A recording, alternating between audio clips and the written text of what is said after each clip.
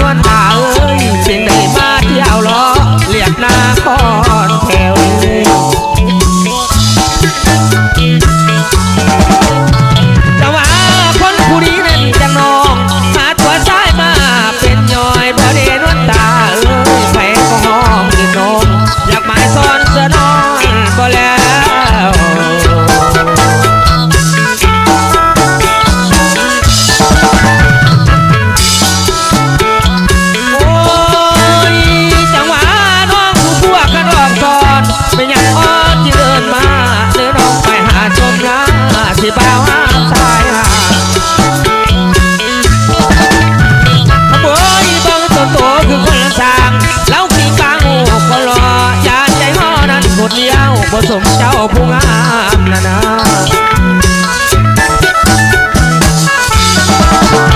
เดี๋ยวนี้หลอกใช้ไปเตละบานเมื่อนั่งหานมันพ่อยาวเสียงหวานแก้วพาวันเดนอนก็งอนเลี้ยวใจสายเลี้ยวและสิ่ง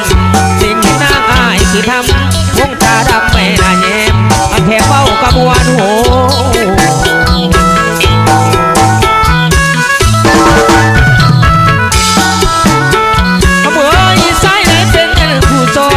อันหัวเมียงมอนนาก็จะอ่อนนั่นเก่าโอ้อันทว่าบนว่าแม่เป็นบ้ามาเจ็บใจได้ลาสาวบ้านนามาดอกเพลดอกไอ้ได้กันเดือนนี้อันที่นายันที่อ่างถึงนา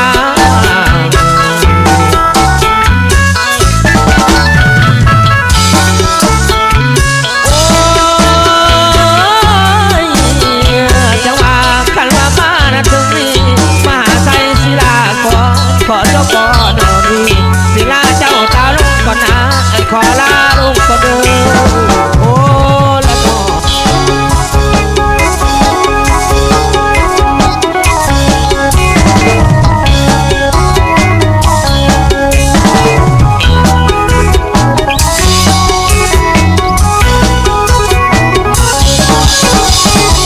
เอาบัดนี้ฟังเสียงยาวยาวยาวยาวแต่เป็นยาวยาวแต่เป็นยาวยาวมองเห็นกันยาวมองกล่องกันยาวกว่าท้องลิ้นกันยาวนึกเข้ามาเด้อแม่งสิเจ้าสิเจ้าสิเจ้าสิเจ้าสิเจ้าสิเราเห็นด้วยกันเจ้า สีแดงจะเป็นตาเพงแค่น้องคนกูโชคติงที่ตุกมันตุ่มโอละโนลาเอ้ยไหลนางเอ้ยไหลคำเอ้ยเด้อนางดื้อเด้อนางดื้อคนไปนู่นเด้อละแม่นอยากงุ่มให้สีตัวแล้วผมหน่อยบ่ปาด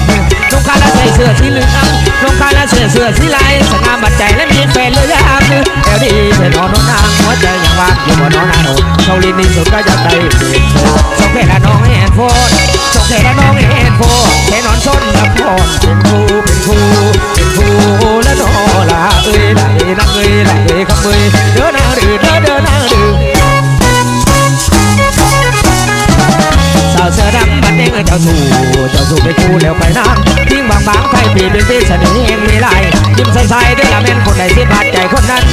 ลูกค้าใส่เสื้อสีเหลืองคนทั้งเมืองสาวสุกแต่งตัวมีรุ่นที่หนุ่มเป็นลาบุราสตรีโคตามแต่จริงเพราะไอ้หักน้องไม่ดีพูดจาได้นี้จะมอบชีวิตให้น้องนั้นคงจะมอบชีวิตให้น้องนั้นคงต้องรีบหักบ่ได้เบาต้องรีบหักบ่ได้เบาคนที่เน่าด้วยละเป็นลูกนั้นถ้าผู้หญิงได้ใจดอกผู้ชายเด้อละมาไปลอยถึงเงินตัวละทองลิ้นนิดหน่อยถึงตัวละทองลิ้นนิดหน่อยแต่หัวใจละบ่มีไฟทอโอ้ละน้อละเอ้ยนางเอ้ยไหลกำมือเด้อนางดื้อเด้อนางดื้อแต่หัวใจบ่มีหลอกลวงหลอกล่อยังมาเป็นพอเป็นกระเป๋บ่เบี้ยบ่เวละเป๋ไปเด็กทุกวันคำคืนกระดิ่งน้องดื้อ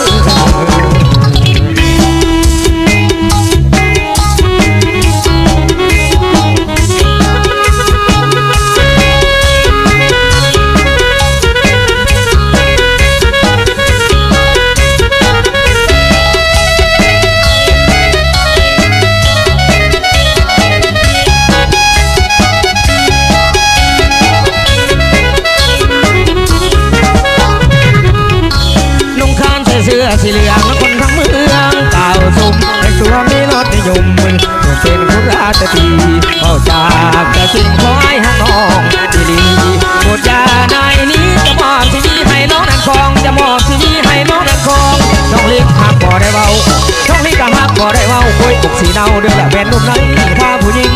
ได้ใจดอกผู้ชายเดือดละมาไปลอยถึงว่าตัวกระทองลิ้นนิดหน่อยถึงตัวละทองลิ้นนิดหน่อยแต่หัวใจให้พ่อมีไฟทองไปทอ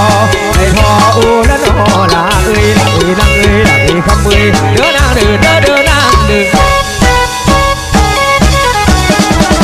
แต่หัวใจบ่มีหลอกลวงหลอกล่อยังมาเป็นพอเป็นพระเอ๋บ่เบี้ยวบ่เวละเป๋ไปเป็นทุกวันคำคืนอันนิ่งน้อง